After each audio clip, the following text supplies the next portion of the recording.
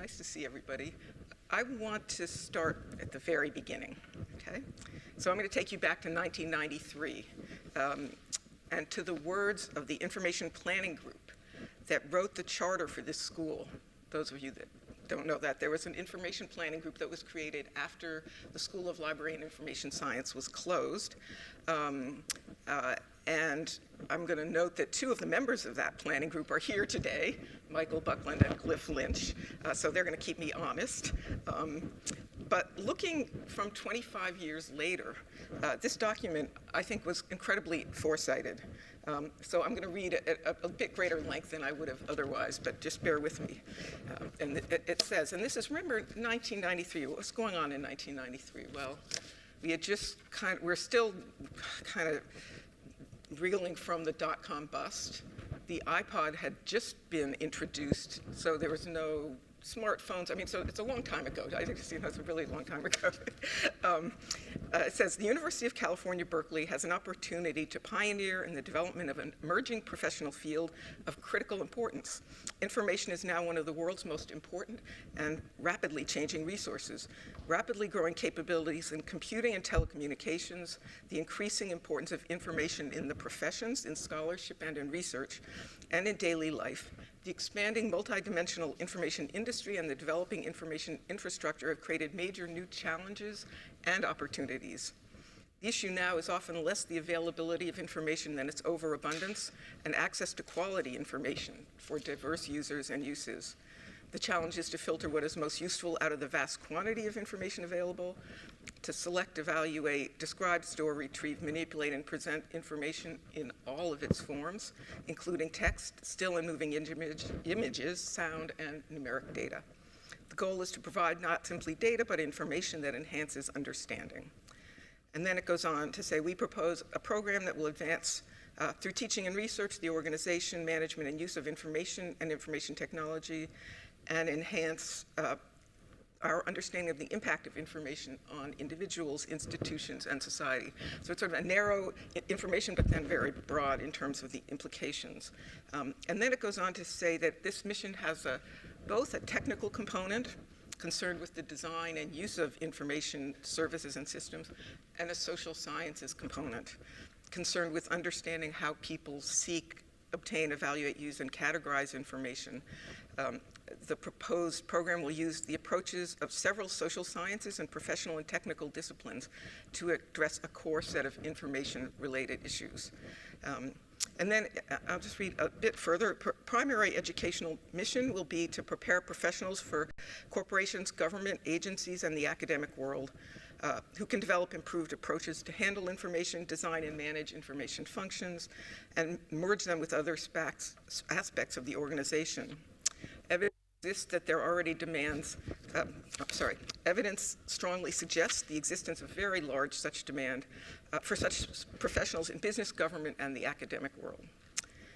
The research mission of the program will be to explore the design and operation of information systems and services, the nature and properties of information and information-related behavior at the individual, group, and societal levels.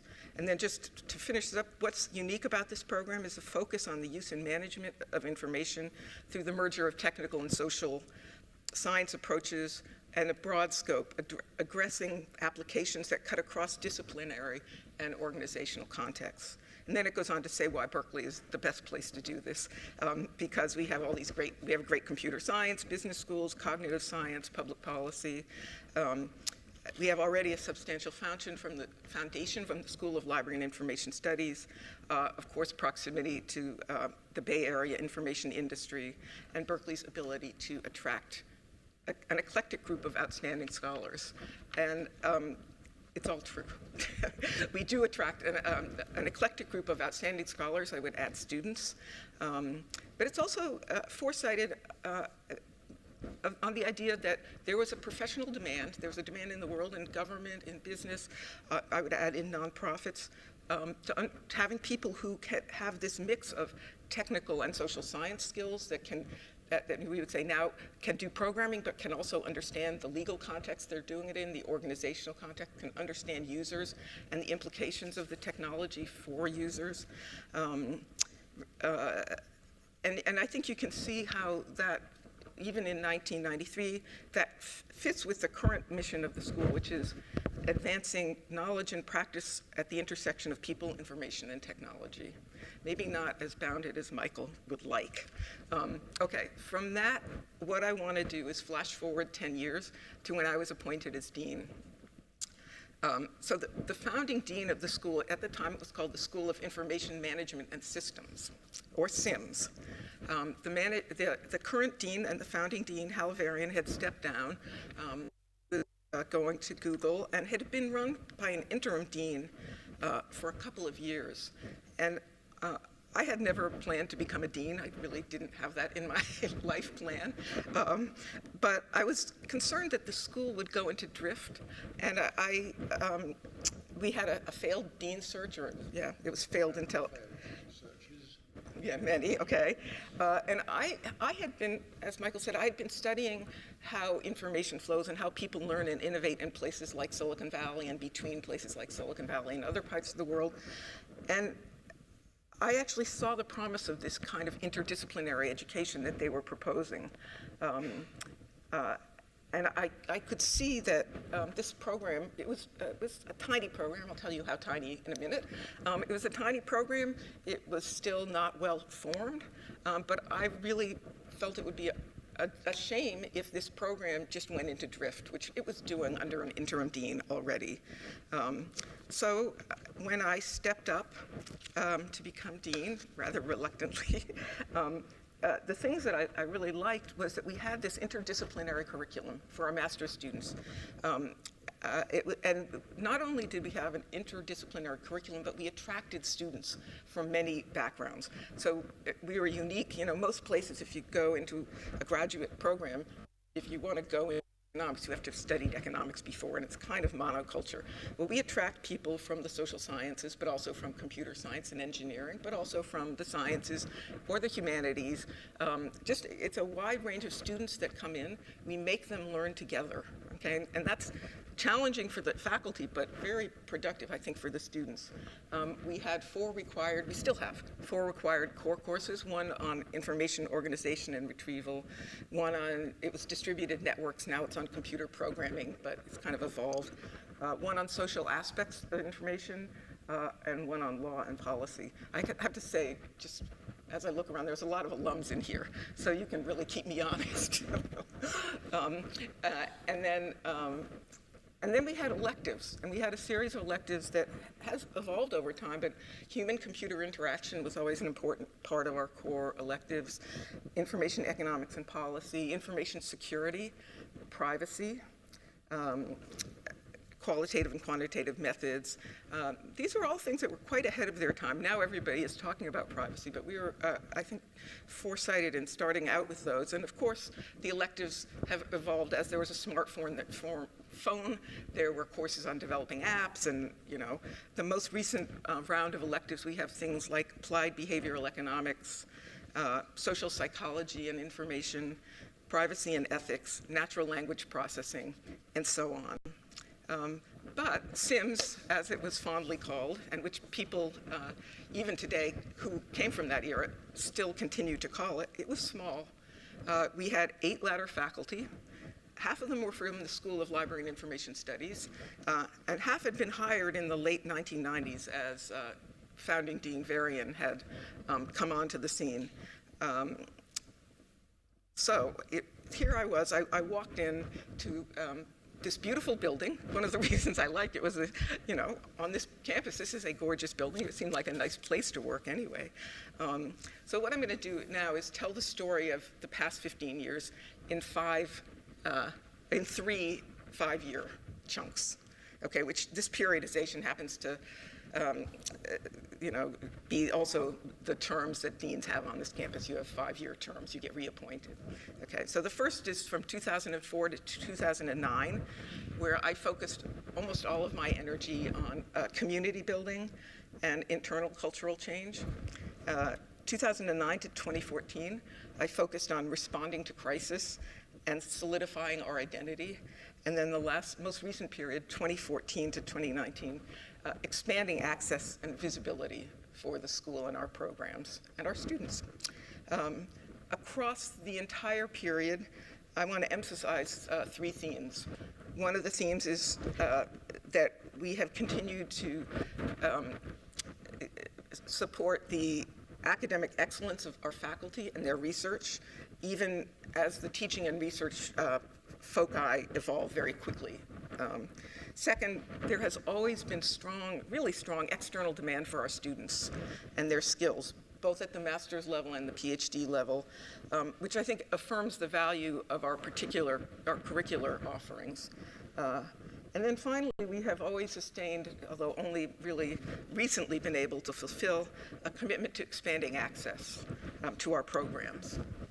And of course, it goes without saying that all of this story that I'm telling takes place across many changes on the Berkeley campus, as well as in the external environment, which all affected us, but which I'm going to only refer to at certain times when they really have made a difference to the course of what the school is doing. Okay, so 2004 to 2009, this is the period I call community building and cultural change. Well, the 2004 commencement, I presided over. It was the first commencement I saw. We had a graduating class of 41 students. The following fall, we admitted another 40 students. So all in all, the school had about 90 students, split between the Masters of Information Management and Systems degree and a very small PhD program. Just to give you some perspective, that's less than 100 students. Today, we have close to 800 students across all of our programs. So phenomenal amount of growth. Well, soon after my arrival, of course, I walked in just in time for the first external review. This is the academic program review, when the campus appoints 3 esteemed faculty from peer institutions, and they come and spend several days here meeting with faculty, students, staff, assessing the situation and, sort of assessing us. Now, I know in the past these academic program reviews were really meant to help determine the allocation of resources across the campus, who would get FTE, who would get funding for other things. I came just at the time when they seemed to have no bearing whatsoever on any of those outcomes. But nevertheless, because, of course, our academic program review said, your faculty is way too small. You have to expand this faculty, double the size of this faculty. But apparently they all say that. So, but the program review reached several conclusions. First, that the school has a very strong intellectual core with a coherent body of knowledge.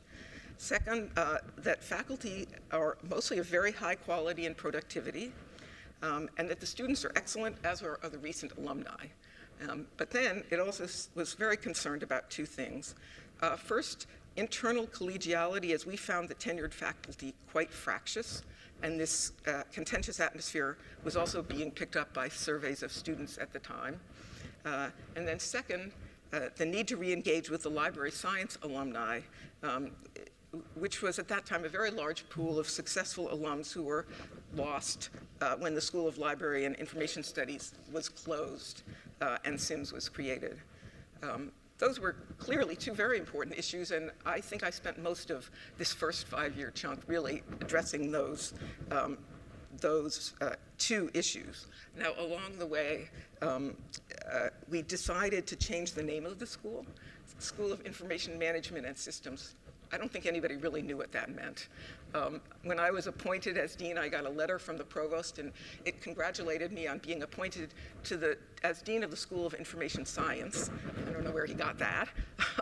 And I would often, when I would introduce myself to people, I would start saying, I'm the dean of the School of Information Management. By the time I had gotten through information management, they had already turned away. So I think it was due for a change. In any case, we were also picking up on a movement across the country of schools of information. So our peers, Michigan, University of Washington, UCLA, there were a lot of universities that were creating schools of information, or iSchools. This was in the iPod era, everything. And that's why I resisted having a small I with iSchool. I hate it.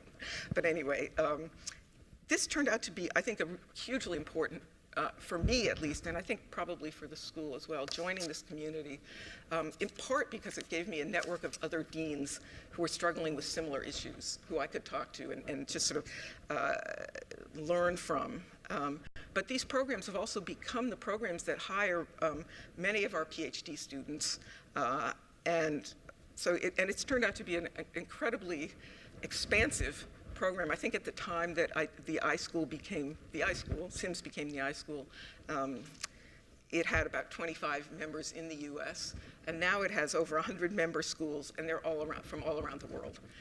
It is a very big operation right now. Another piece of this puzzle of, I think, sort of creating collegiality was hiring new faculty. I think this took place, it's continued throughout the entire 15-year period, but at the time we were diversifying. We hired Coy Cheshire, who's a sociologist who worked on trust in online settings, Kamiko Ryakai, a multimedia designer from MIT, Jenna Burrell, who was a sociologist, and Tapin Parekh, a computer scientist, both of whom worked on information and communication technologies in developing countries. We also hired some outstanding adjuncts like Paul Duguid and Jeff Nunberg at that time, and we hired Morten Hansen in business. So I think we expanded, and I sort of tried to fulfill this commitment, which had been in the planning report, to both social science and technical fields, to really balancing that out. And following on the hiring of these two, the sociologists and computer scientists who work on information and communication technology and development, or short ICTD. It's kind of, the school hosted the initial conference on information and communication technologies and development, which became at the time a very popular focus for our PhD students and also our master's students. I also spent a lot of time going to ALA conference meetings of librarians on this campus, reaching out, trying to extend the olive branch to the library alumni. And I think with the help of my staff and colleagues, I think we've come a long way now in healing that sort of break that happened. This period then ended, rather unfortunately, with the 2008 financial collapse. So this hit not only the country, but the campus and the school pretty hard. Obviously, it was a huge financial shock for the campus. This translated into budget cuts, significant budget cuts for us. We took a 20% cut in our budget that year. I don't know if any of you have run anything, a 20% budget cut, that's a really big chunk of the budget. It's not easy to find, and we've actually had cuts every year since. So this has not been a propitious environment for growing a new school. It also, by the way, coincided with the ongoing reductions of state support for higher education. I don't think the Berkeley campus was recognizing this explicitly at the time. We tended to just kick the can down the road and pretend we could solve it with a short-term fix. I think it's only been recently that the campus has said, no, in fact, we're in a real financial crunch that we have to address, and we have to really restructure what we do. The only silver lining on this was that graduate student enrollments are counter-cyclical. So the dot-com bust plus this really produced more interest, and then this 2008 produced more interest in graduate degree programs than we had had during boom periods. Okay. So I think we made good progress on rebuilding community. And rebuilding relationships with the library alumni. I don't think it was a finished job. I think that those things take a long time. But by 2009, the beginning of the second era, there was no choice but to respond to the financial situation that we were in. The campus level started to take more of my attention because they were addressing the financial crisis by cutting costs. Some of you who are here may remember we had operational excellence. which just really meant lots of layoffs, although there was all sorts of consultants telling us about reducing branches and layers. What was it? I don't know. But whatever, it was a lot of layoffs. And then also the creation of campus shared services, which was another way to apparently, or they promised to cut costs. They also started forcing many of the costs that Central Campus used to bear onto the units. So the cost of benefits for faculty and staff and students now reside in the units rather than the Central Campus, which has been extremely costly to a lot of us. So that was happening at the campus level. With the ongoing budget cuts, the iSchool faced its own crisis. My associate dean at the time projected that the school would go into budget deficit in financially in 5 years. That wasn't a lot of time. What it showed was that the funds that we were getting from the state, for those of you that are on campus, the 19,900 funds that we got, were not sufficient to cover even the basic operating costs of our so-called state-funded Masters of Information Management and PhD programs. Now, this is partly because of the costs were going up, costs of PhD students went up, costs of students went up, and also because of the budget cuts, and also because we were never super well funded relative to our peers on campus. But this was not happy-making for a dean to see that we were about to run. Now, it turns out that schools do seem to run deficits on this campus, but I didn't know you could at the time. So I started to worry about what to do. And in 2011, one of the things I did was create an external advisory board, which was aimed at really helping with fundraising and strategic advice about how to financially stabilize this ship. The core group included the founding dean, Hal Varian. These are all sort of high-profile industry people because I wanted to see this become a financial sort of fundraising success as well. Carl Bass, who was the CEO of Autodesk at the time. James Manika, who's a consultant at McKinsey, who runs their research, I forget what they call it, global something research. Reid Hoffman, who was one of the co-founders of Facebook. We're now in the social media era, by the way. Dana Boyd. Dana is one of our most successful alums. She had earned her PhD here and at the time was working at Microsoft Research in New England. Tim O'Reilly from O'Reilly Media, who was really the guy who invented the concept of Web 2.0. Remember Web 2.0? It was about the participatory web, that the web wasn't just a one-way medium. It was one that it was two ways. And Shi Lu, a senior executive at Microsoft. Those were the core members. We added more later. But for several years, I met with them a couple times a year, and they actually helped a lot, interestingly. They didn't help in fundraising as much as I would have expected or hoped, but they helped a lot on thinking about how to raise the visibility of the school, how to achieve financial viability, and on programmatic things that actually put us very much at the forefront of new developments. In particular, they inspired a couple of major initiatives in data science. The first one was the first Data Edge conference, which we held in 2012. We had keynotes from Hal Varian and also DJ Patel, who went on to become Obama's chief data scientist. We've offered this Data Edge conference every year since then. And as I was looking back over my records, I was thinking the list of speakers could serve as a who's who of the actors in the Bay Area data science community over the past decade.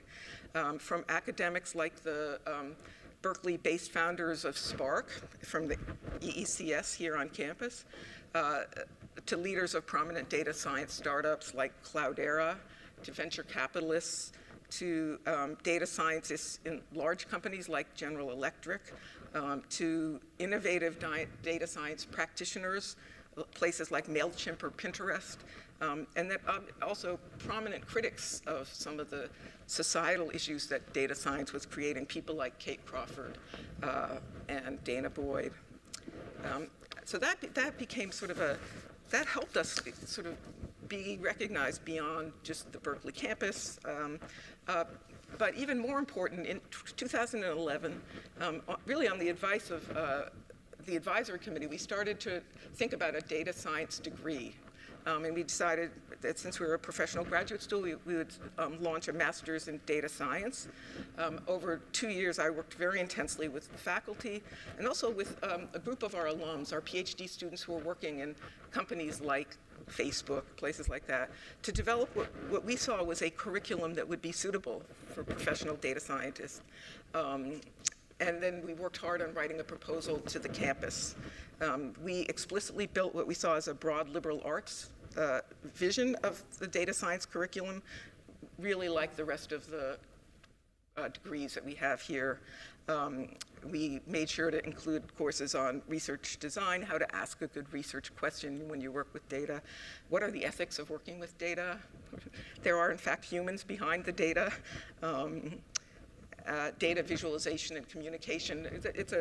Compared to many of the data science degrees across the country, master's degrees across the country, I think we've proven that we're broader in a distinctive way. What? We were way early. Yes, we were way early. We were. I really should underscore just how. Yeah. Data science. Yeah, and it's interesting because that helps explain one of the features, or a couple of the features of the program. The first thing we did was we decided to offer it online, partly because we had no space. I mean, we were already crowded in this building. The campus wasn't going to give us space. So we decided to make a virtue out of a necessity. And also, we thought, we're the School of Information. Who else but us should be learning about online education? And then the second decision, which was probably more controversial, was we decided to use an outside vendor, private vendor, to support the degree. I think that remains controversial. I think it was a great decision on our part because it meant we got that degree out very fast. If we had waited to use the campus support, it might not be out yet. We get a lot of support. The also thing is that it turns out, I've learned, and I believe very deeply, that online education is a very service-intensive business. It's not a technology business. Yeah, everybody can build a platform. Canvas is great. Everybody can use Canvas. It's a service business. If you want to offer high-touch education where people can really get their hands dirty, do projects with one another, debate with one another, and also where people don't drop out, where you can achieve a high retention rate, you need to provide a lot of support for them. Support for students, support for faculty, support for many, many aspects of the program. And that partnership has really allowed us to do that. We, as a teeny school, it's possible that Haas or engineering might have been able to launch an online degree themselves. There was no way we were going to do it. So in fall 2012, we submitted a proposal for a Master's of Information and Data Science, now fondly known as MIDS, to the Academic Senate for review as a self-supporting professional degree program, SSG-PDP.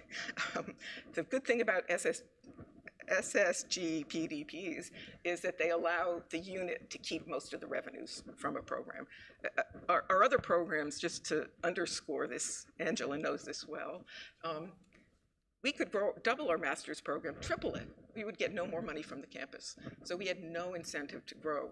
The reason we've grown our PhD program is we're committed to our PhD students when we want to, but there was no financial incentive to grow our other programs, or we would have done that. I spent, I would say, most of 2012 working with the senior administration on the campus, the CFO, convincing them that I wasn't going to ruin the Berkeley brand or bring us into worse financial straits than we were. Then I worked hard with the campus lawyers on the contract we had with our partner. In 2013, the proposal succeeded through the Academic Senate and went to the system-wide Senate in Oakland. And after extensive external review, it was finally approved in late 2013, which leads us then to the next chapter, which starts in 2014. Let me just say that throughout this whole period, we continued to grow the faculty. In particular, at that time, we recruited Steve Weber, who was already on the faculty in political science and had written a great book on open source software, and Deirdre Mulligan, who was from law, who was working on privacy on the ground and was about to publish a very good book on that subject. So then the third and final period, which started in 2014, which I think has seen, us expand our access as well as our visibility substantially. We launched the MIDS degree in January 2014. It scaled incredibly fast. We had an initial cohort of about 26 students. One piece of context is that we have 3 starts a year for that program.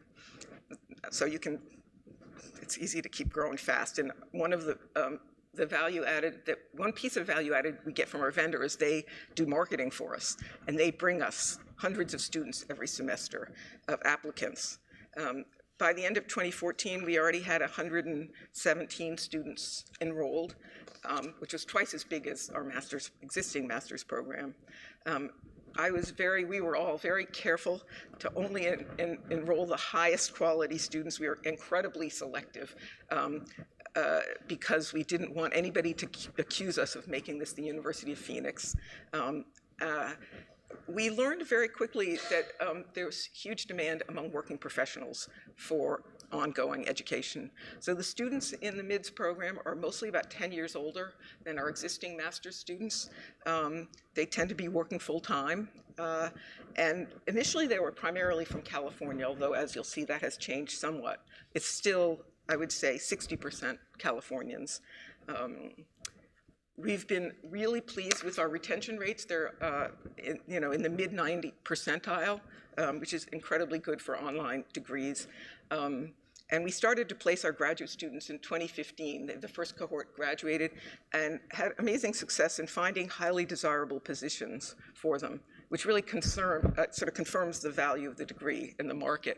There had been all sorts of anxieties. So one anxiety was companies were only hiring PhDs as data scientists at that time. So, okay, a physics PhD, a CS PhD, but not, and I think we've been really instrumental, not alone of course, but in changing that now they see that well-educated master's degrees can do a lot in this space. And I think we are continually told that the students and their employers value the interdisciplinarity. They value the fact that the students understand law and policy and ethics, as well as how to scale machine learning, whatever. Just to flash forward to today, we have more than 600 students enrolled in MIDS, and 400 have graduated already. These students are now from all over the world. We require them to come to campus once a year, once during the program for an immersion program. And we just finished an immersion for a group of MIDS students, and I'll come to the next one, yeah. But just in this last immersion, we had students here from Australia, Hong Kong, Singapore, Dubai, Pakistan, Kenya, China, India. So, we don't even market internationally, but it's clear that getting out of the gate early helped us. And so I would say, first of all, that MIDS has solved our financial problems. It doesn't mean we're rolling in money. We're not. People who see online education as a path to riches have continually been disappointed, but we are not at the edge of falling off a cliff. And it means that we don't have to be too stressed about the cuts every year that the campus gives us. We retain about 80%, 85% of the revenues. We don't get any. So this is the irony of the financial model here.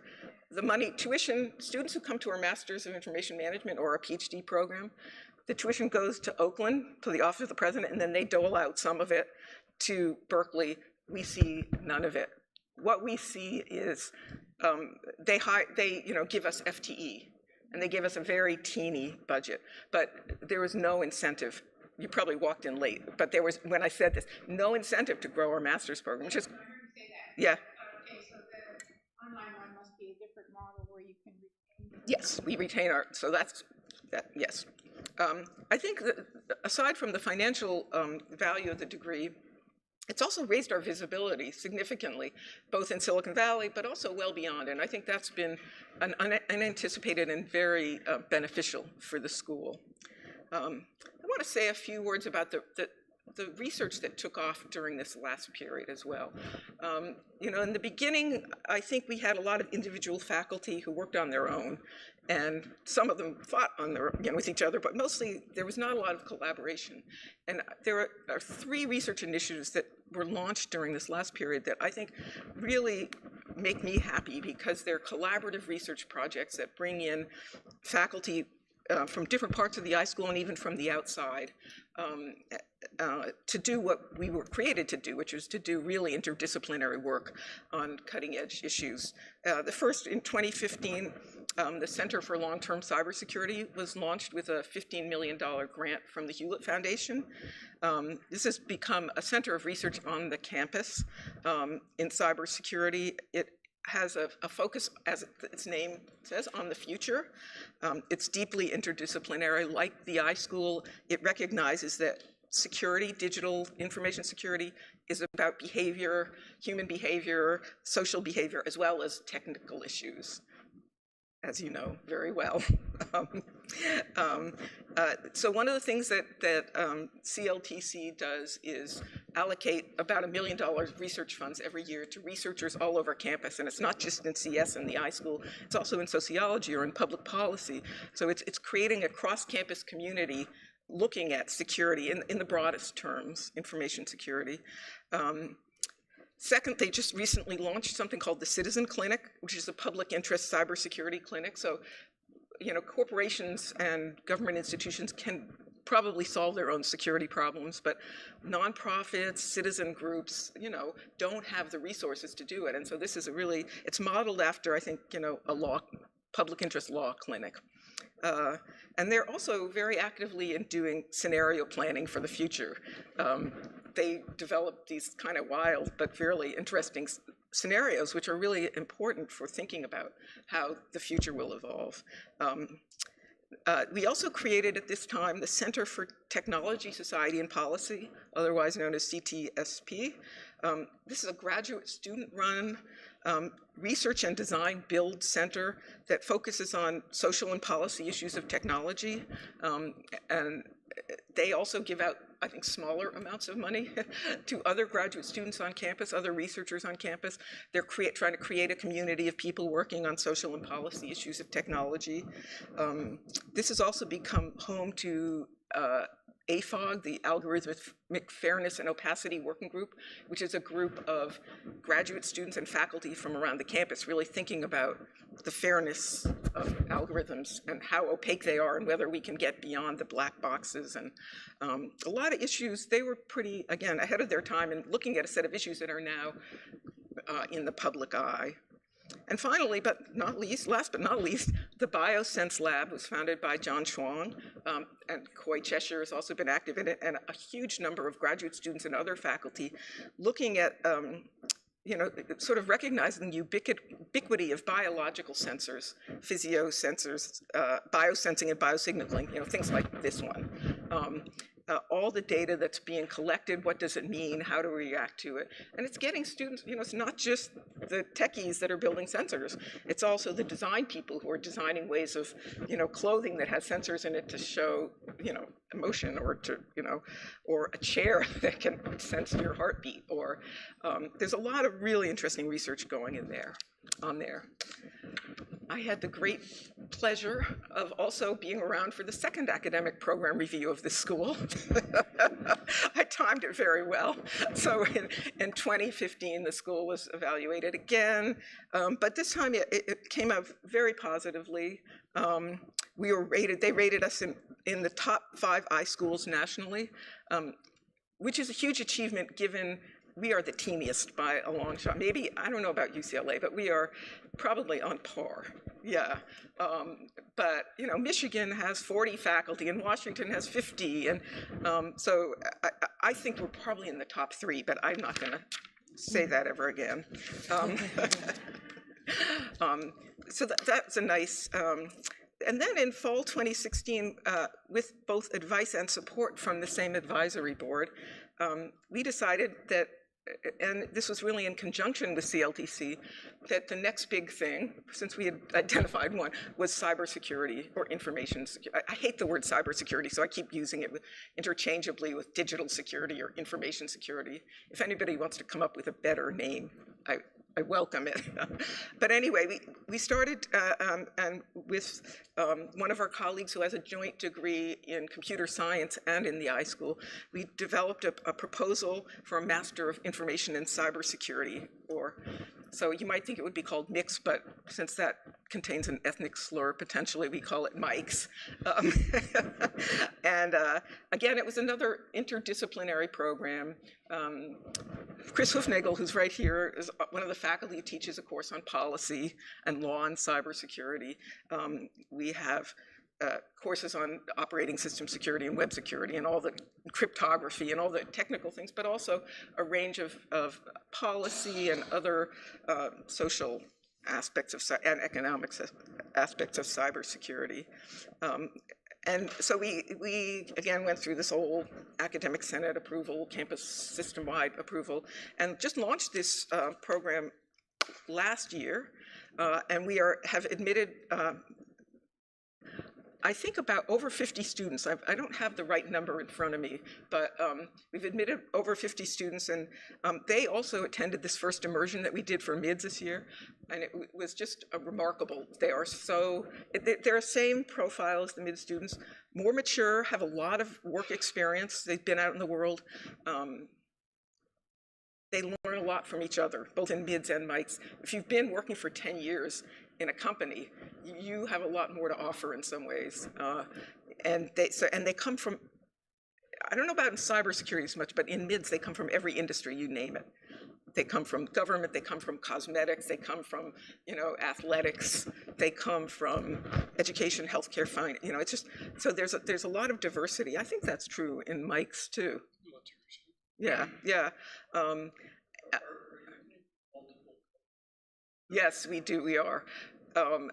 One of the things that's been interesting about cybersecurity is that it's a very different labor market. Data science took off. We got applications we recognized. There were tons of interest. It's just kind of succeeded without us. We just kind of put it out there. Cybersecurity has been really different, and I've learned a lot about it. I believe it is the next big thing, but I believe we're early in some ways, and I think we're going to be shaping the labor market in the sense that essentially people go into cybersecurity from IT. Often they are self-trained, self-educated. As Ashwin has documented, they work very much on trust networks. And they have a tradition of taking certificates, sort of certifications for very narrow technical skills rather than master's degrees. So the idea of a professional master's in cybersecurity is kind of a new one to them, except for I think there are some on the East Coast that have been very much oriented towards DC, towards.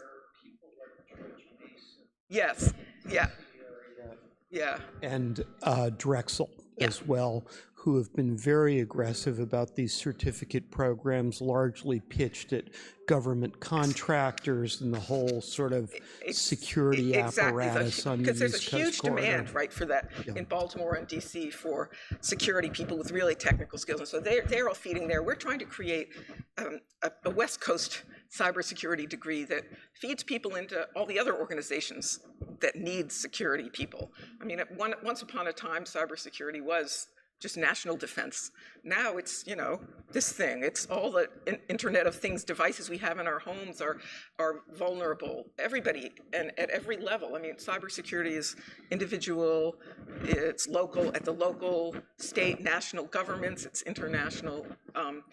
But it is a pervasive problem now that connectivity is pervasive. In any case, I think we're at the beginning of establishing the value proposition for a professional master's in cybersecurity, which will look a little different than what exists now. What we see now, and those of you who know more, I would love to hear from in this conversation, but what we see now is there are very high profiles chief information security officers out there, Alex Stamos and all these people who are like rock stars. And then there's a lot of people working in the basement of IT doing various kinds of cybersecurity tasks, but there's no middle-level careers that they can advance to. One person at the immersion I went to the other day, I forget what company he works at. He said, we used to be part of IT, but now we're part of engineering, and that feels like a big advancement for them. So I think things are changing.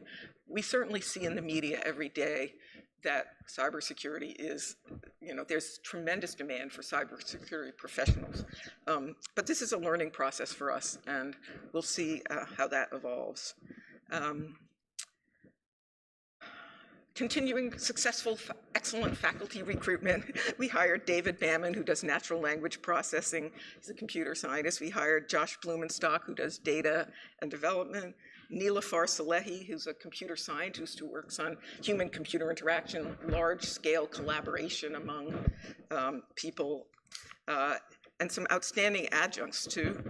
Chris Hufnagel, Alex Hughes, and Paul Laskowski and so I feel like we have done an amazing job of getting a faculty community that is, it's increasingly diverse and works well together. One of the benefits of the way that we structured the MIDS degree is that we hire postdocs to teach sections of the classes. So we're getting people who are postdocs, who have degrees from anywhere in the country, but want to live in Berkeley for a couple years. So we're getting new PhDs to come and teach sections. So that's growing our intellectual community as well. And we have, starting this fall, Hani Farid, who does digital forensics, video and photo, and then Aditya Paramaswaran, who does human-in-the-loop data science. So again, continuing to expand. We're also, and this is really largely because of the campus, pressure from the campus, moving into undergraduate education. It's kind of challenging for us because we're offering now 3 master's degrees and a PhD program, and we have 10 faculty or 11 ladder-ranked faculty. But the incentives are very clear from the campus that undergraduate education is a priority. It's a little bit ironic because when I came, the provost, I don't know, 10 years ago said to me, don't expand undergraduate programs. You might have thought it would get you FTE, but it won't get you FTE, so just don't do it. So I stopped all our undergraduate education, and now, so that's the campus for you. But I think it's actually a very good thing for us to expand into undergraduate, and I actually hope that we will offer something like an undergraduate minor in information in the next 5 years or so. There are a lot of good reasons for that, including integrating us more into the campus. We also are launching this fall a graduate certificate in applied data science, which will serve graduate students across the campus who don't have, often in the other professional schools, they don't have time to take a full suite of data science classes, but they can get an introduction to data science. I would say, and then the other initiative that I am very, I think is really important for the school that we've launched in the last year or so is a diversity and inclusion initiative. We can make fun of Silicon Valley and its lack of women and underrepresented minorities, but actually we're not doing so well ourselves. And so we hosted a conference called Toward Inclusive Tech in 2017. And now we have a committee of faculty, staff, and students who are really thinking about ways to expand at every level, student, staff, and faculty, expand diversity. So the last thing I'll say about this is that I think we're finally feeling the advantages of scale in our program. Now that we have this sort of fast-growing alumni pool, we all of a sudden have students who we can bring back to give talks, to do seminars, to help. They help recruit students to their place. We're seeing all sorts of opportunity to celebrate the success of our successful alums. Holly Liu is one of our most successful alums who helped start Kabam, and she's come back several times to give talks and help out in the community. But it feels like a really nice moment when we have both the library school alum, which is a big community, and I think, we had the 100th anniversary of the school, broadly defined, last year, And we brought in a lot of those alum, and I think that was really productive. And I feel like with the, while we're graduating a couple hundred students a year now, we're going to have an even better alumni pool, which is now distributed all around the world. So I'm going to sort of wrap on this and say that, on this part of this talk, and say I'm really proud of what we've achieved at the iSchool. We've expanded excellence and access. We've really, I think, pioneered a really interesting and important kind of professional education along with our peers. And of course, it goes without saying, but I'll say it, we couldn't have done this without an amazing staff, faculty, and students. So thank you to everyone. I also want to just remember 3 faculty who passed away in my term. Peter Lyman, Yale Brownstein, and Ray Larson, who were wonderful colleagues, and that's a huge loss. So now I'll just turn quickly to what comes next, because the promise was what came and what's next. So we are now becoming part of a new division of data science and information, and there will be a new associate provost of data science for the division of data science and information, and also dean of the iSchool. Now, we're the only academic unit that's fully in it, not in any other unit. EECS and statistics are in the division, but also in their existing colleges, College of Engineering and Letters and Sciences. And this is going to help, I think, integrate the data science programs from all over campus. So there's a flourishing undergraduate data science degree. I believe a minor is coming along. We have a very successful master's degree. I think over time more degrees will emerge, and I think this division will help coordinate that and hopefully find a way to serve the entire campus. I think the idea of this division is that the entire campus will need data science skills. Every field on campus is using data science, and that having a division that advances both research and education in that domain will be a service to the entire campus, and the entire campus can engage in it. I think to those of you in this room, that iSchool has been assured of its autonomy, and we care a lot about that. Especially that we continue to oversee our own degrees, granting our own degrees, doing our own admissions, and our own operations and governance. I think there's a lot of potential for positive opportunities from collaboration with the units, hi Karen, in the Division of Data Science and Information. One of the advantages for the school is obviously the visibility of this project. It's going to be a priority for the entire campus. Data science will be, when I started, I guess I could just remind you, given this current moment, that we did a survey. We did a bunch of focus groups with people on campus, with alumni, with students, and with outside people. And very few people even knew what the iSchool was. I mean, this was like, what is that thing? So I think we've reached a point where we're actually going to be, central to what's going on the campus. We're active players in this new signature initiative on inclusive intelligence, AI in the service of science work and the public good. Deirdre Mulligan has been co-chairing that initiative. So I see a lot of potentially really positive synergies coming, but there's a lot that's unknown that will become known once there is somebody selected as the associate provost and dean of this new school. I will also just say that I'm really delighted that John Chuang, Professor John Chuang, is taking over my role as, he will be an associate dean, but he's a great hand, steady hand to oversee the next chapters of the School of Information. That's it, thank you.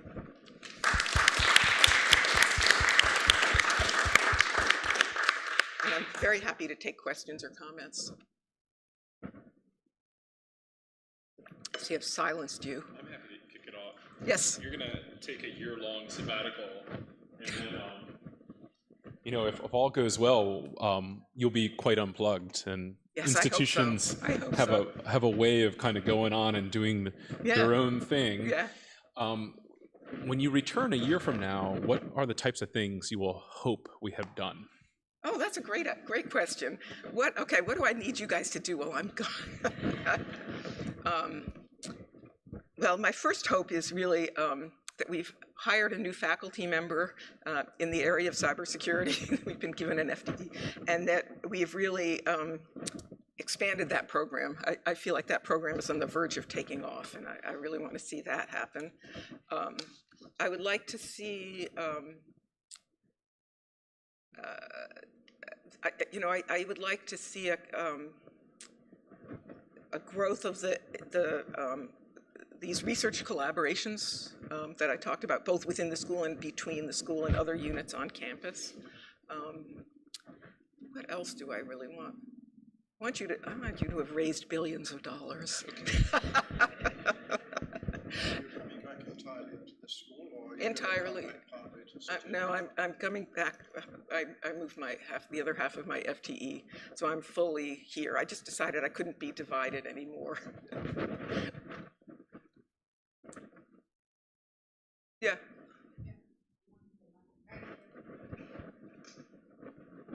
Thank you. That was a great overview of the school and also changes in the field, I think. And so I guess I'm trying to think through too how that with all the emphasis on data science and cybersecurity, which, as you said, we're bringing in more students or people with technical backgrounds, or are we able to reach out and build on the social science impacts, whether they're, and I know some of this is going on, but it didn't sound as prominent in the degree programs. Are we able to reach out with social science and to other social science groups on the campus? We have ties with the law school, I know, but there are other groups. I don't know what communication seems to have gone off in another direction. Yeah, there's a lot of collaboration. I actually am not worried about the social science end of it. We have a lot of faculty who are very committed.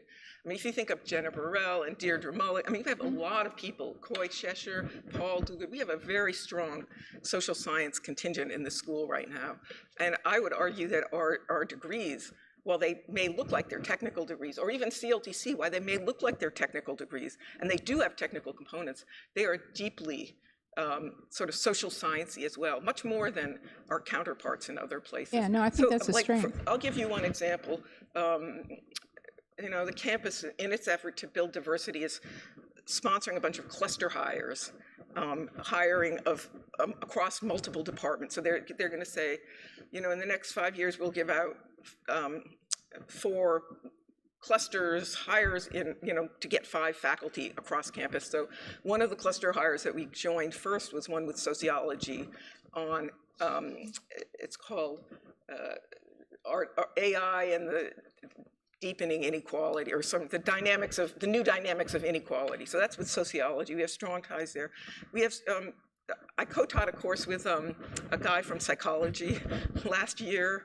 I think we have strong ties with public policy, with the law school. I think it's a good worry, but I think the thing that is actually more of a worry for some of the faculty than just the social science content, because it's really built into our curriculum, is there are some people here who just don't do or don't want to do data science or cybersecurity. Now, for some of them, like Jenna Burrell at the beginning, just like hated the idea of data science, but now she's into this algorithmic fairness. So you can sort of enter it from the perspective of ethics, or of privacy, or of other issues that people care about. So that is a social science angle. We have great ties with city and regional planning. Yes, history of that. Yes. Yeah. So I've worked really hard on that. And I feel like that's not the vulnerability of the school right now, not a vulnerability. Yeah. I have to say I worry very much about that as well. Over the years, I have watched as many programs around the country have gone from being LIS programs to being iSchools. Yeah. And there are so many different patterns that operate. But one of the common ones is that some significant number of faculty, and it only takes maybe 3 or 4, it doesn't take a lot of faculty, who are in some quite coherent area, like HCI, for example. Mm-hmm. And before you know it, the school is all HCI, And I've seen it with computer science.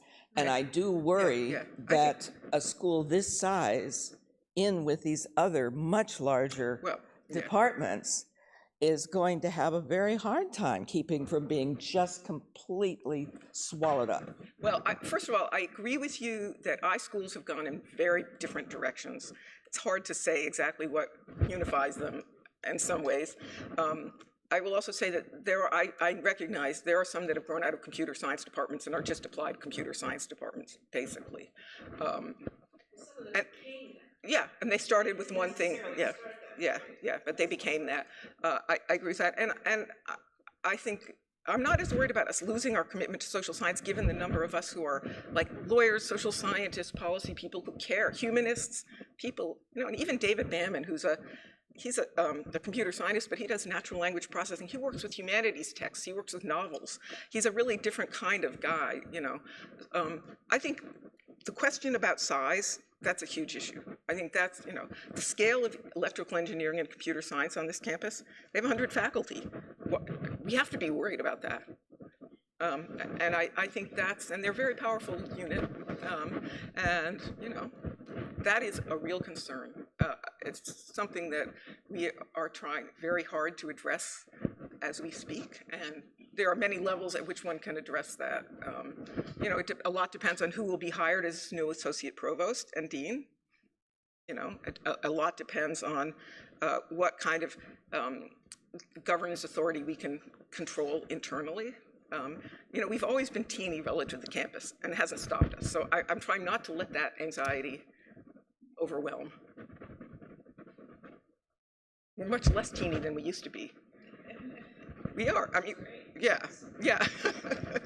We have, we are granting more degrees than any of the other professional schools and many of the departments on campus. It just doesn't show because this building is small and we're small, but we have a big reach.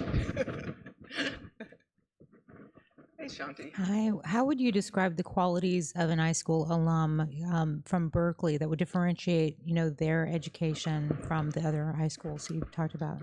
That's a great question, and I wish I knew the alums from the other iSchools better. So I'm speaking a little bit out of ignorance. I meet them at conferences. But I will say about the alums at Berkeley, we get the best students when they come in, and they're very interdisciplinary. The PhD students and the master's, they're very committed to this idea. If you ask any of them, they'll complain while they're here, complain all the time.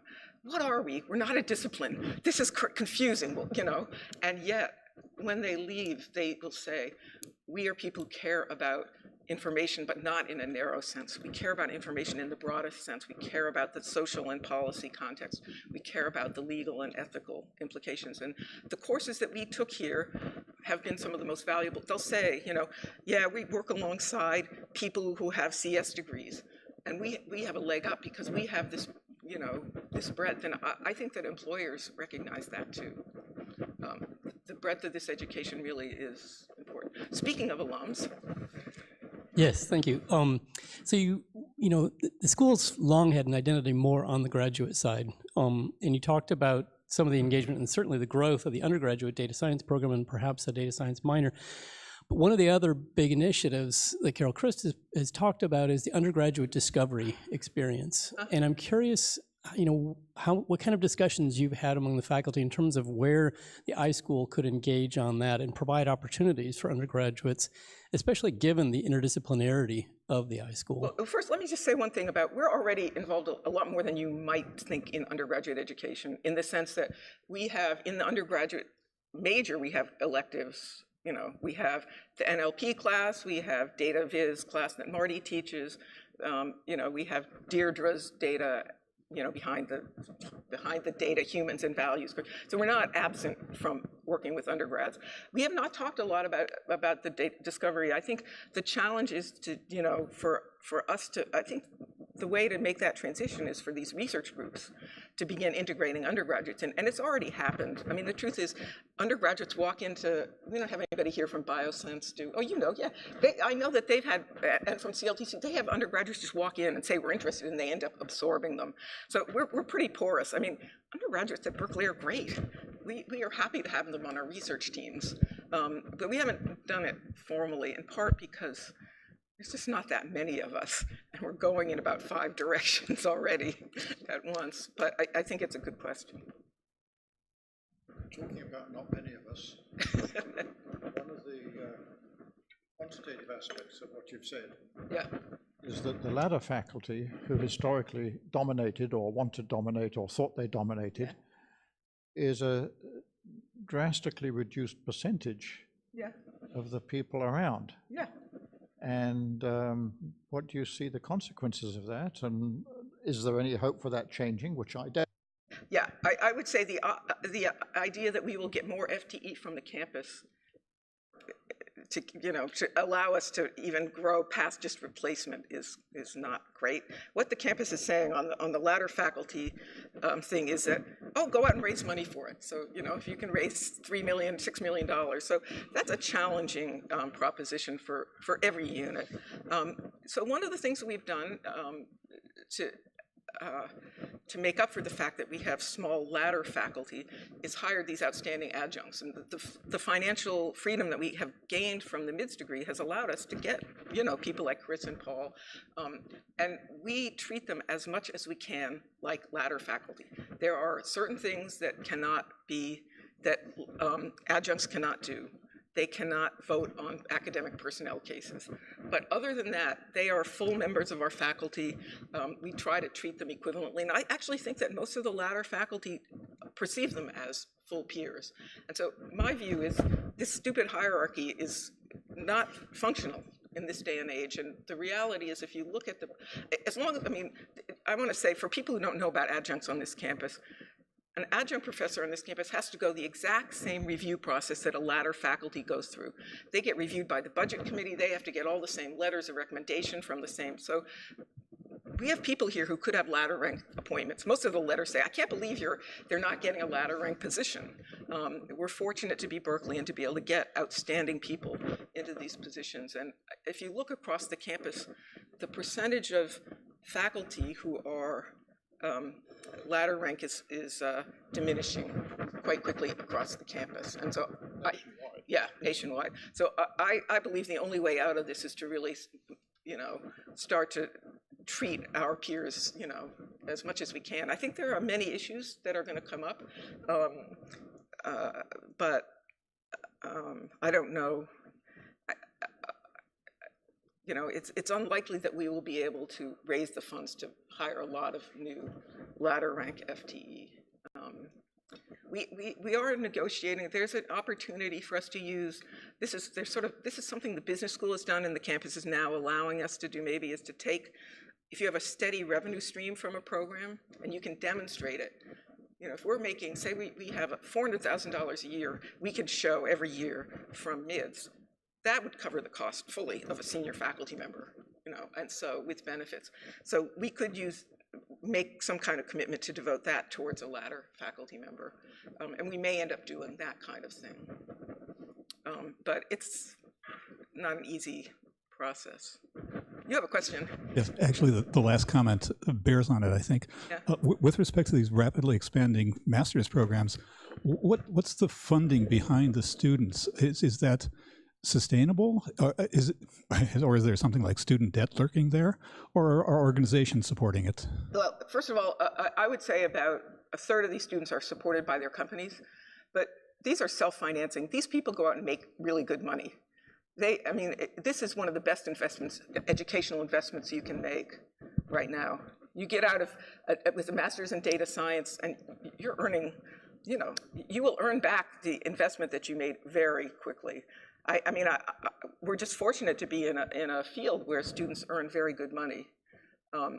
We are working very hard. I've worked very hard to raise money for fellowships so that students who don't have as much money don't end up with, a lot of debt or something. We have the Jack Larson Data for Good Fellowship that we give out every semester now.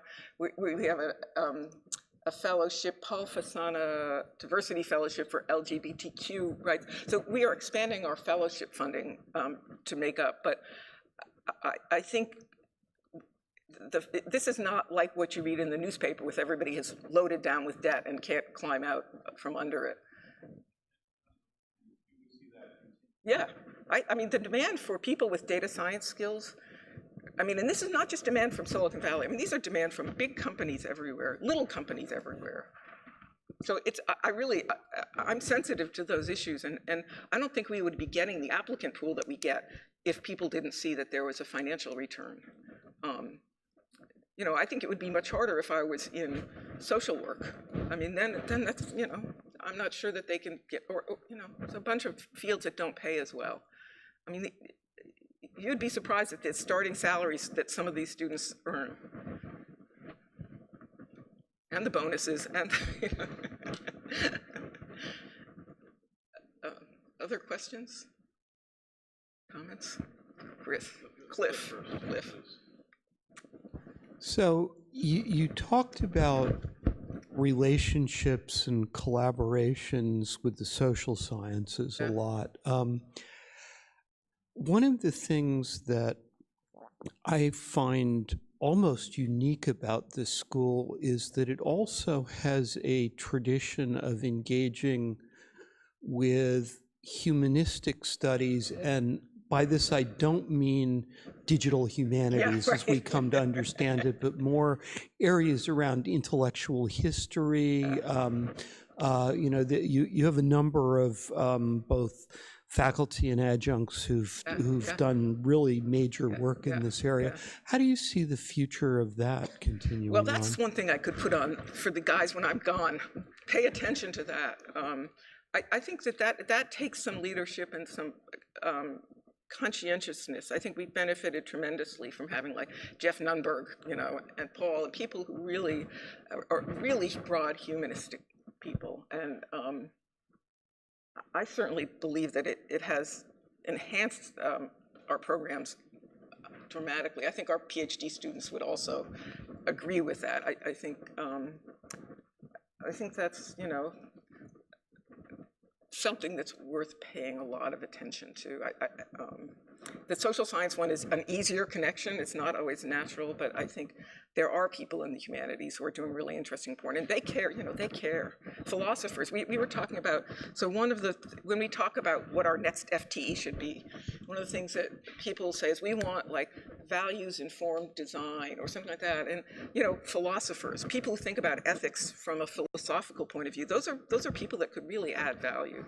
I actually, you know, as I'm talking, I'm thinking, there's a bunch of the faculty that will keep pushing for that kind of thing. I mean, it's not a slam dunk, though.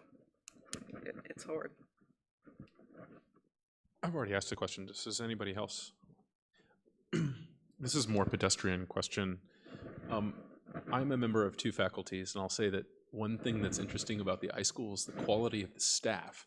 And that reflects on, I mean, one of the things that I've been really impressed by your tenure is that you're as good as business person as academic. And and I mean, between choosing 2U, that was like great decision, and then the management, and then like the hiring of like really high quality staff, is hard in this environment, in this challenging management environment.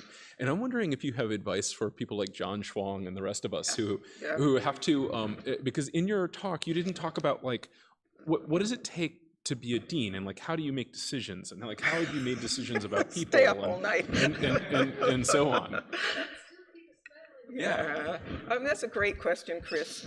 I will say that I think the first section of my talk about building community and culture, I think that's really important to getting and keeping good staff. I mean, I think that, and ensuring that faculty respect and value the staff. So I think there's some that sort of, you know, me making good choices, but it's really, I think, if you get people who are professional and who respect one another and work. I mean, the thing that I value about our staff a lot is that they work like a team, and they, you know, they don't, it's not like, I think in some units when they get big on this campus, there's this narrow job description, and they only work on their job description, and then they won't help each other. You know, here, when things come up, people will, you know, if there's an immersion, everybody chips in on the hard tasks that emerge.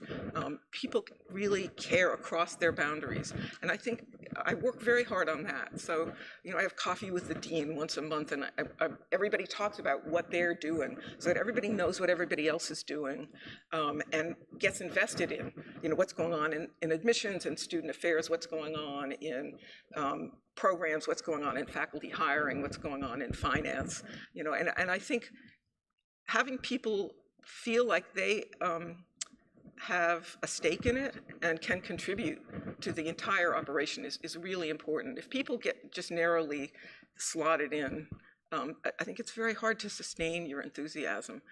I will tell you that, so when I started, we had kind of a civil service staff, I would say. I don't want to insult anybody in the room who knew the people, but they were, and so we had a bunch of turnover, and I think over time we've been really able to get really high quality professional people in.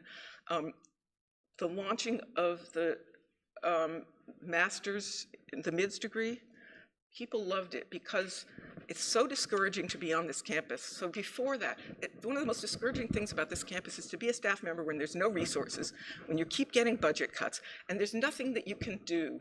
So the MIDS program, like they invested, the staff, we couldn't have done it without them. I mean, they invested in every piece of building that degree, helping write the proposal, helping work with all the academic senate committees. So you get them, they work really hard, on these things, and they're engaged in building the programs themselves, and I think that creates a real investment. So, we're really lucky we have not had high turnover, and I think that's partly because people feel really like engaged in the programming. I think, you get in other units, this goes back to Michael's question, you have this ladder faculty that are the gods, and then you have the staff, and they are the peons who make things happen, and then you have the students, and I think if I've tried really hard to create a community that is very inclusive across these, what I consider sort of false boundaries. I mean, everybody does have different specializations and different skills, but we're all part of a community. I remember I was in a dean's meeting the other day.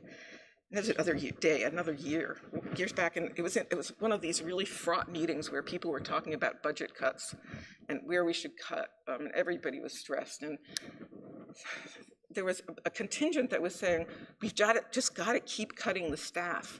And then there were a few of us that were saying, the staff have taken all the cuts on this campus throughout the past couple of decades, and if we don't empower the staff and continue to support them, we won't have an institution. So I think it's partly just a respect for the staff and what they do, and also engaging them and including them in, Catherine and Tia, these guys, they know as much about the program as any of the latter faculty do, and they really are huge contributors. So that's kind of making hard decisions. The hardest thing is just, it's not, hiring is usually, I always err in the favor of people who are good members of the community, who will help build community and not tear it down. And I also, I think the hardest parts of this job, which are the hardest parts of any management job, are just difficult people. And there are difficult, people who misbehave in various ways. And those are the things that my hair has gotten gray over. It's a lot grayer than when I started, I promise you. Yeah.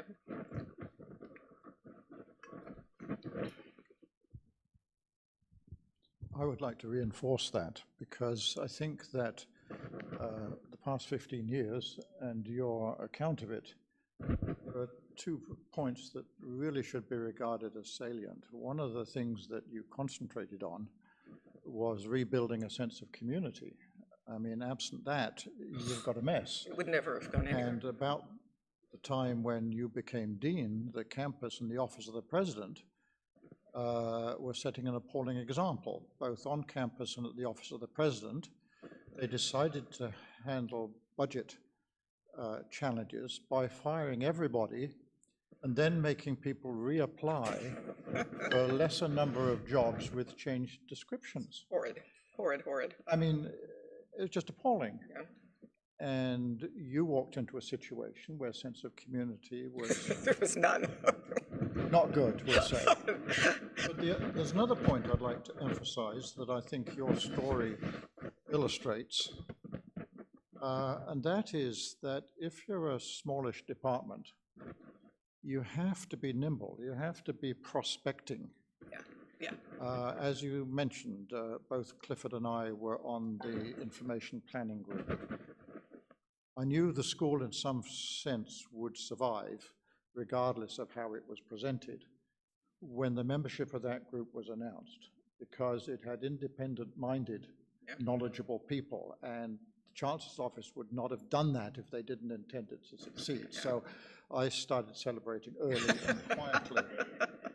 But I remember quite vividly when the Dean of the College of Engineering and the Dean of the Business School came in and did a joint presentation in which they stated categorically there was no need or place on this campus for a school of information, and if there were any need, those two schools could take care of it. End of story. And there's, to use a sort of image, if you're a small mammal and you're going to dance with elephants, you better be nimble. Well, and that has got to continue, because if the school ceased, I mean, it's even, I know it's worse than losing a sense of community, but going forward, if we drift into being a data science program only, we're lost. I took a lesson very early on when I came in.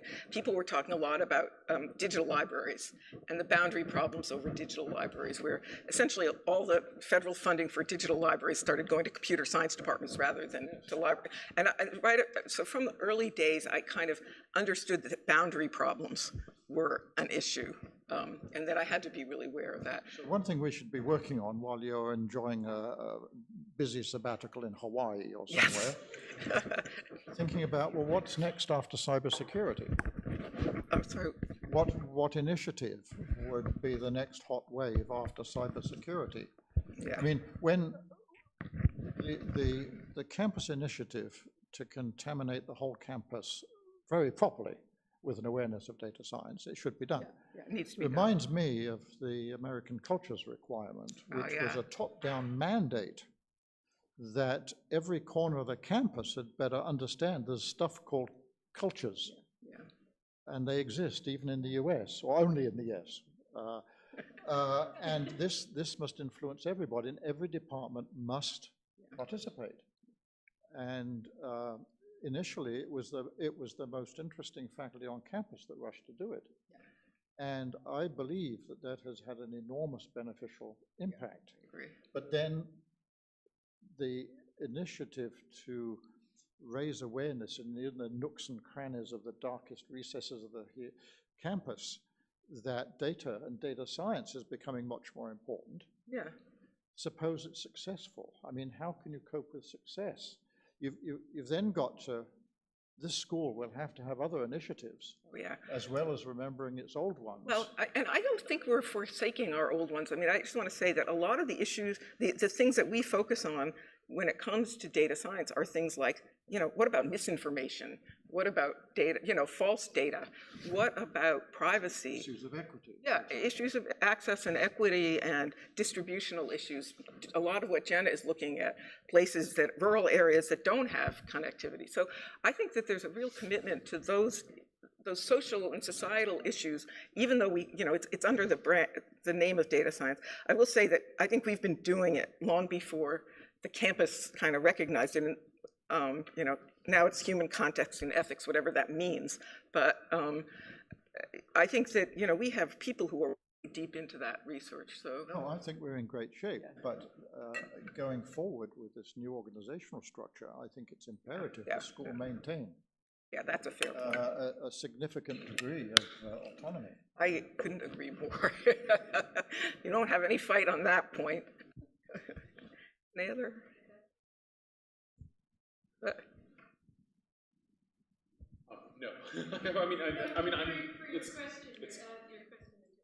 It's above my pay grade. Which question? Which question was it? So, I don't know. I have to say that you never know on this campus, but I have been given, commitments by the chancellor and provost many times over to this, you know, my husband and I'd go home and I'd say, oh, they're just promising now. Who knows who's going to come down the pike? So that's true. But, you know, I'm feeling okay about it at the moment.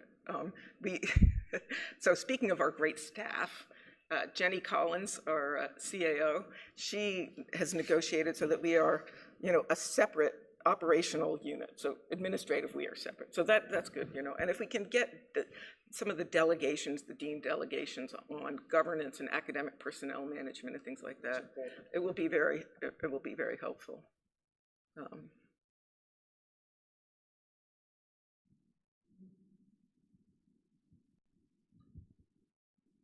Anna, thanks for this, thanks for everything, but thanks for this particular occasion, a great overview. Just because I've been thrust with the responsibility for history in the room, looking back, any opportunities that you feel have been missed that you regret? And I don't mean that you failed on, but that the campus has prevented us from doing, the faculty has prevented you from doing. Anything you'd like to have done in this time that I'm sure there are. Particularly as we look probably forward, you know. to repress them all. You know, in some respects, the campus has been pretty, it's been a pain in the butt to get anything done on this campus. It takes far longer than it should. It takes far more bureaucratic work and paperwork and everything. But aside from not giving us enough FTE, they have up until very recently, they've left us alone, which was kind of, you know, we kind of lived in our own little bubble, and that was fine. Opportunities missed, is that what you said? Opportunities missed? Yeah, that you'd like to be able to pursue, but couldn't, that we might be able to pursue in the future. Yeah.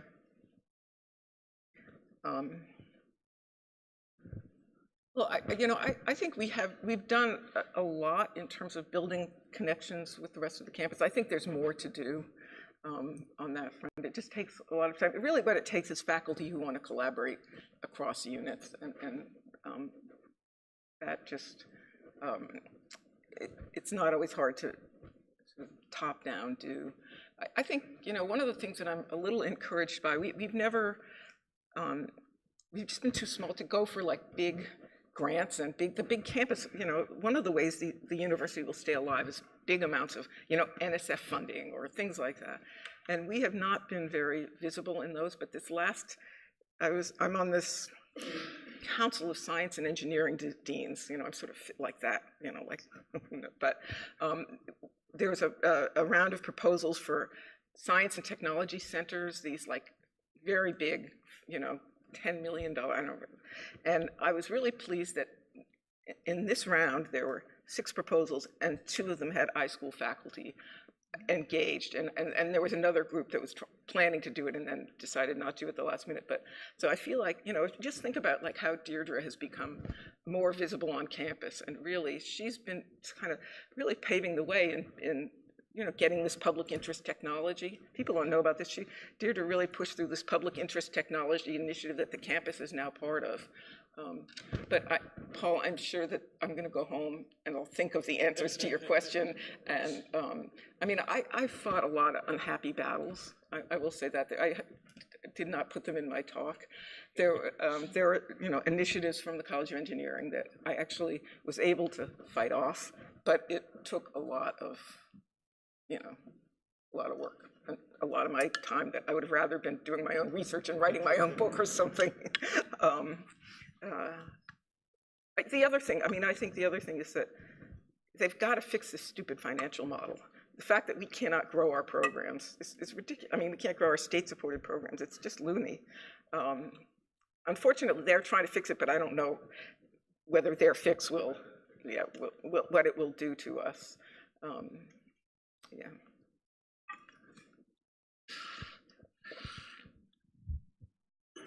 I'm curious, you mentioned having an advisory board with a variety of tech and others, and I've done that separately, but it was very useful. But I wondered, as you said, in terms of bringing in research funding, you've got some, but there's some challenges.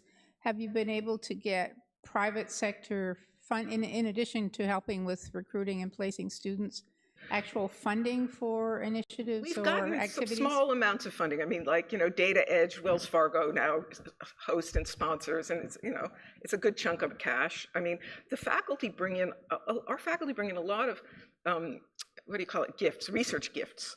So like, 100,000 here, a couple 100,000 there for their research. So that happens a lot with different, Google, Facebook, blah, blah. Corporate funding, not at a big scale. I know Hal, when he started, he used to have an industrial partners thing where everybody just chunked in $20K a year for conferences and things. And that kind of, after there was a period where I think industry people just said, we just want to focus on things that we really care about. We don't want to spread our money out. So, but they do hire a lot of our students, so that's good. Foundations and not NSF? Well, Hewlett founded the Center for Long-Term Cybersecurity. Hewlett's been a great ally and supporter of the iSchool, I would say that. I think this is like the challenge of the big research grants. When you have such a small faculty, nobody has the time to put in the big grants for the big. We early in my tenure, Tappan Perek was here, and we wanted to get a big Gates Foundation grant. You can put in so much time and energy into those things, and then you don't get them, and so it's just one of the advantages of being a big unit is you have people who can help you write grants and help you. Now we have, I will say on that point, in this transition to shared services, we got grouped with engineering, so the College of Engineering, and so we're part of URSO, which is I think the most efficiently functioning of the shared service units on the campus. And we have gotten research support from them. So I feel like we have benefited from that.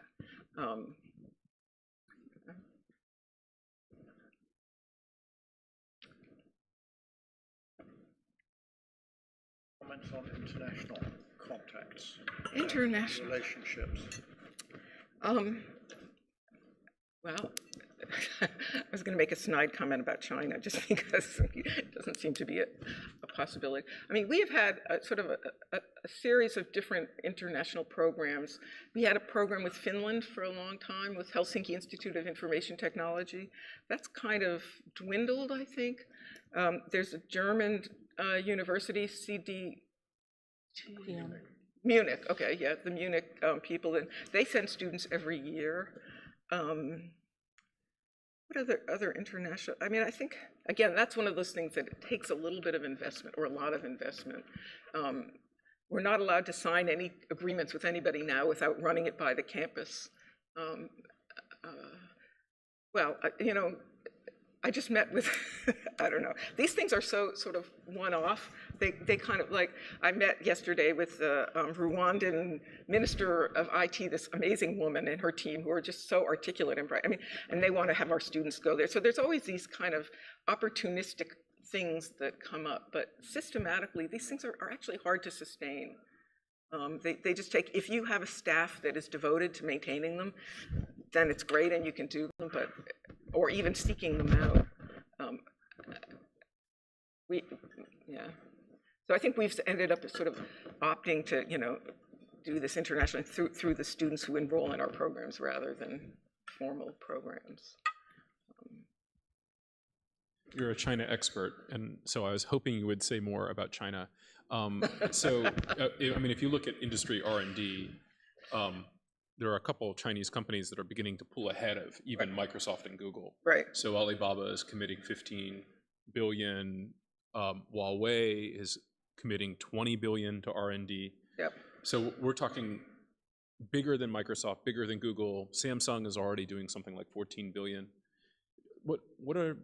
Is there any prospects of interacting with those companies or with China more broadly? And how could we do it in a safe way? I think it's a really hard moment right now, partly because of Trump. I mean, I just feel like this, this investment board of theirs won't. I mean, there are a lot of things that we aren't allowed to do with China anymore. Like I don't think we can collaborate with Huawei anymore, for example. And frankly, I also do think that China has become more and more closed and more, it's kind of moved in a backward direction in many ways. So that said, I think that, well, and I guess I think that the cloud that hangs over all of this international collaboration, in my view, is just national government that seems to be undermining our international ties at every turn. So, you know, I do think, I mean, I'm not sure where you want to go with this. Are you thinking about getting funding from these places, or? Well, so I mean, it's a lot of money, and so it's not just going to be spent only in China. It's going to be spent in other places, and Right. And also, you know, you're going to go on sabbatical for a year, and there could be a different political landscape. Yeah, I hope so. Here's hoping. There could be. There could be. I mean, I think, you know, every now and then we do make progress. I mean, Steve is in DC now, courting a very big donor. So, you know, and I think there are always opportunities like that, and we have to be, as Michael said, we have to be nimble in courting those opportunities.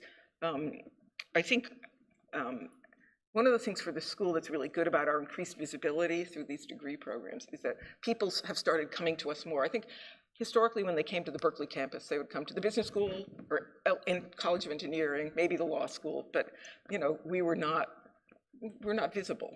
So I feel like, you know, getting our profile, getting ourselves out there has helped. I think having CLTC, for example, has helped a lot.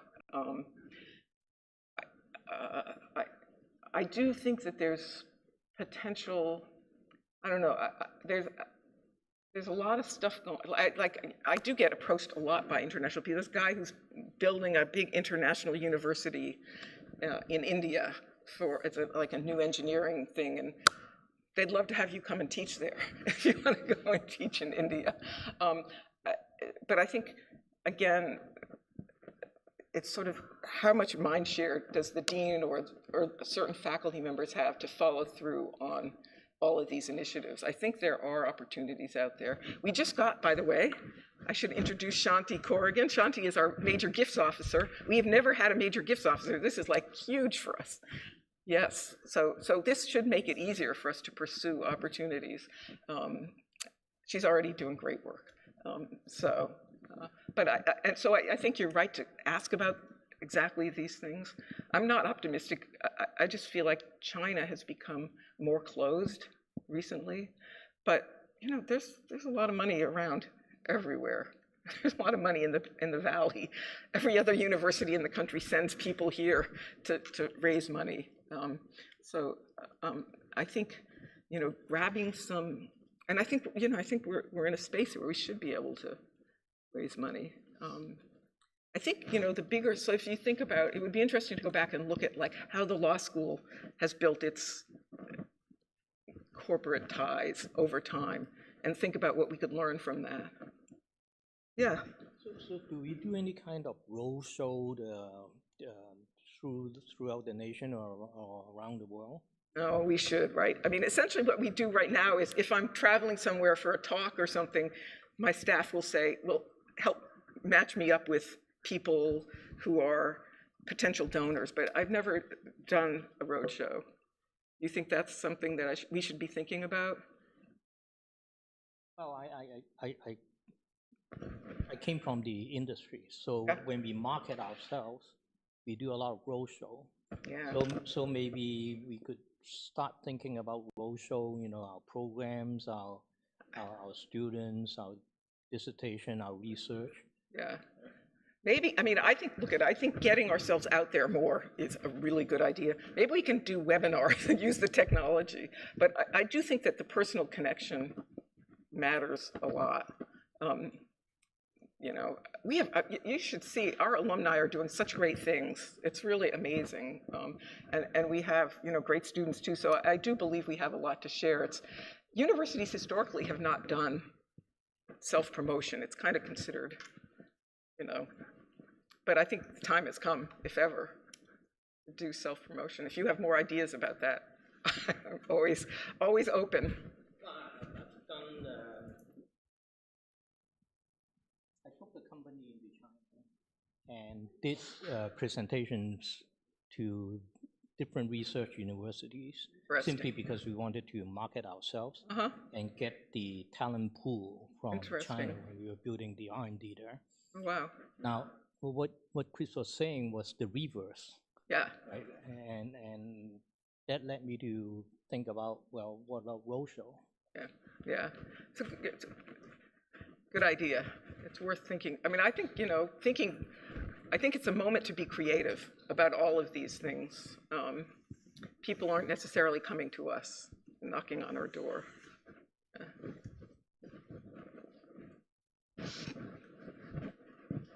I just want to thank you, Anna, for that nice introduction, but I also wanted to say that the campus, I think, has been looking at trying to engage more people, and there are events like Discover Cal. I don't know if you're aware of that, but there's one in Palo Alto in 2 weeks. There's one in Los Angeles at the end of the month.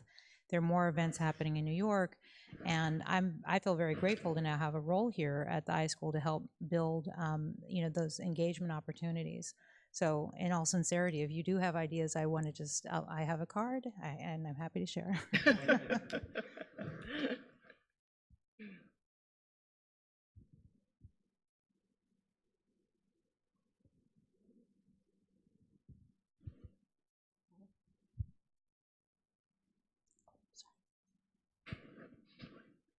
Thank you for running around, Tia. Oh, no problem. Get your work out here.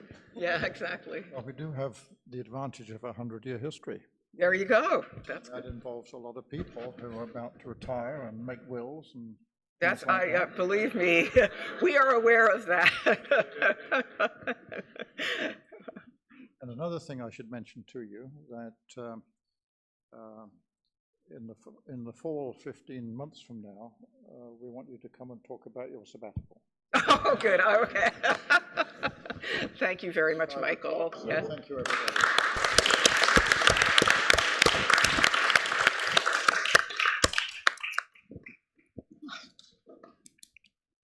Thanks, everybody. It was a fun conversation. Yeah. What? I liked it.